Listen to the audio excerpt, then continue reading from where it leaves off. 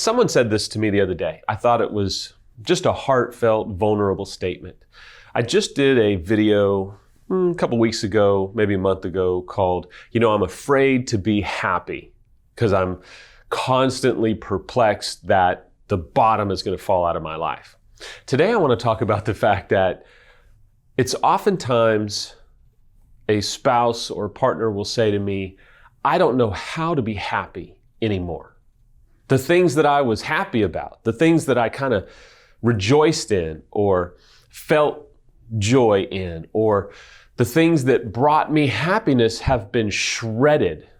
They've been thrown in a wood chipper by my spouse or partner, and I don't even know how to be happy anymore. So today I want to help you slowly but surely understand that you can be happy again.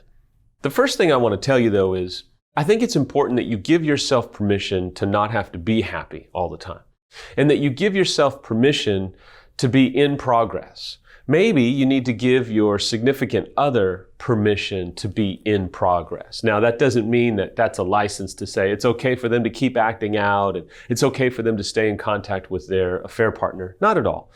I'm just saying it might help you to give yourself permission first to not be okay, to let go of the facade that says that you have to be okay, have to be strong, you have to meet the challenge. There's days like that where you feel like, okay, today I'm gonna meet the challenge, I'm getting after it, I'm gonna get a giant cup of coffee and I'm gonna go do work. I get it. But then there's days where you're like, if I can get through today, if I can just get through today without harming someone, harming my significant other, maybe, and I mean this graciously, jokingly, harming myself and shouting and yelling at myself all day. If I can just get through the day, it's a win.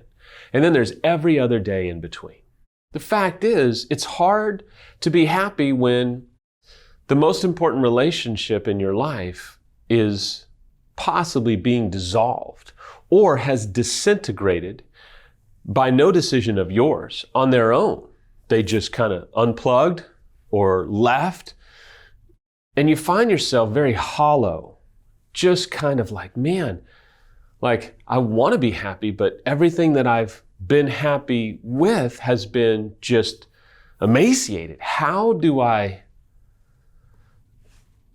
find a sense of laughter or joy again? And that's the thing about infidelity. If you've watched enough of my videos, maybe one or two, you understand infidelity is gut-wrenching. But it's okay to not be okay. And so trying to be happy again, now I get it, hold on, I understand some people will say, look, joy is a sense of gratitude and purpose, or maybe, if you come from faith, you can say joy is about my position in faith, happiness is based upon circumstances. Okay, I get it. And some people I know, you'll give me a big speech, oh, joy comes from within. But let me just appeal to you and say that, you can say all that all day long, but when the Mike Tyson punch of infidelity has punched you in the face and you're completely disillusioned and completely disoriented, euphemisms don't work. There's a point where you kind of go, man, I'm trying, but my world has been devastated. So I want to get uber practical today with you. For starters, it's okay to be a bit of a minimalist and kind of look for mere joy or happiness in a sense of the weather. And it might be tough depending upon where you live. But I know Samantha used to take walks and she would just enjoy crisp, cold weather. She would enjoy a great sunset. Here in Texas, we have some pretty phenomenal sunrises and sunsets. And she would just find pleasure in getting outside. She would find pleasure in her health. And she's had a lot of health challenges over the last probably 5 years. But she would take pleasure in that. She would take pleasure in a good song, a good meal, a good healthy meal, as she is healthier than our whole family.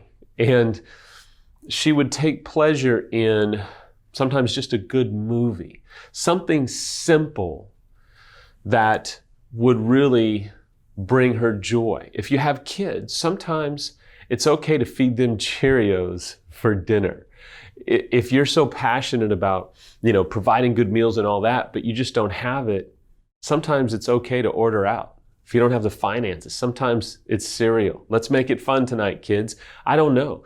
But there's a point where you have to take the pressure off to be happy and become a bit of a minimalist to just go, look, I'm just going to appreciate A, B, or C on a super low expectation level. Gratitude is a tough one because sometimes you say, I don't want to be thankful, Samuel. My world is hell and everything is gone. I get it. I completely get it. But in this type of crisis that we're dealing with, happiness can take work. And we don't oftentimes like to hear that, but we have to work at it sometimes. I had to work at being thankful. I had to work at being happy and joyful.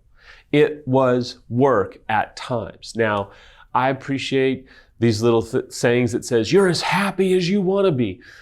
Okay, that may work if you're not going through the worst crisis of your life, okay? So if you're going through the worst crisis of your entire life, probably, don't be too hard on yourself. Maybe give yourself permission to slowly but surely appreciate the little things in life.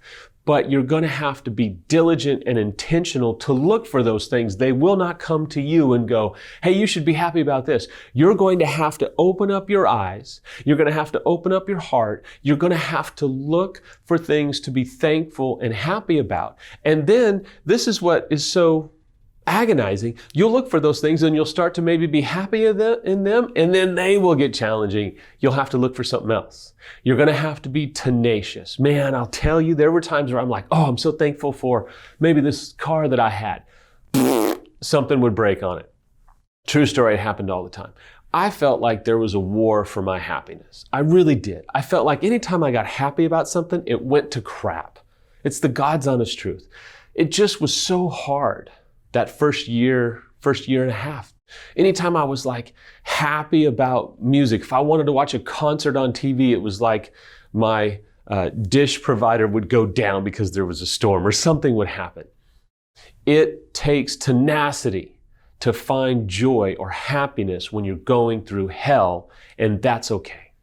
As you're doing this work, remember, it won't always be this way. I know you probably punched me through the TV or your phone or what have you. It won't always be this way. I'm so tired of hearing that. I know. I got tired of hearing it too. But people who had been through it, people who were years down the road would tell me that, and it would mean a little bit more because I knew that they had been where I was, maybe even worse. It's not always going to be this gray of a sky. You're not always going to feel this hopeless. You're going to get back up again. But one of the ways that you get back up is finding happiness in things that you've probably taken for granted. And I just want to tell you, I promise you, it will not always be this hard, this black, this joyless. I know it's like this giant vacuum sucking the life out of you. There's a way to fight back. I really believe gratitude is one of the ways that you can fight back. Looking intentionally to be happy about things and being tenacious about it is a way to fight back. Doing work, getting serious, all of that, yes. But I just want to appeal to you, okay? Don't give up on your purpose, your meaning, and your value. You may feel like you've been destroyed by infidelity, or you may be the one that feels like they've destroyed everyone around you. I know. It hurts like hell. I promise you it won't always be this way. You've got to do some work. You've got to be intentional. If you would be more intentional about your work, and if you would be more intentional about your happiness or joy work, I truly believe it'll get a little bit easier. And we're all looking for life. We're all looking for recovery to get just a little bit easier.